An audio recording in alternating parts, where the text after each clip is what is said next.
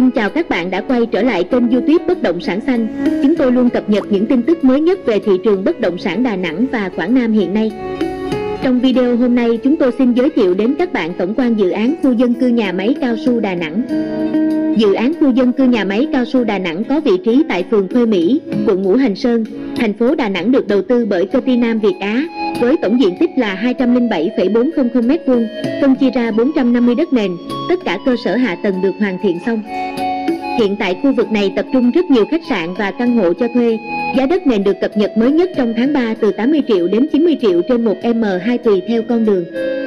Nếu các bạn cần thêm thông tin về thị trường nhà đất khu dân cư nhà máy cao su Đà Nẵng, vui lòng liên hệ bộ phận kinh doanh công ty Bất động sản xanh để được cung cấp thông tin cụ thể và chính xác hơn. Cảm ơn các bạn đã xem video và đừng quên đăng ký kênh Bất động sản xanh để luôn nhận được những thông tin mới nhất về thị trường bất động sản Đà Nẵng và Quảng Nam hiện nay.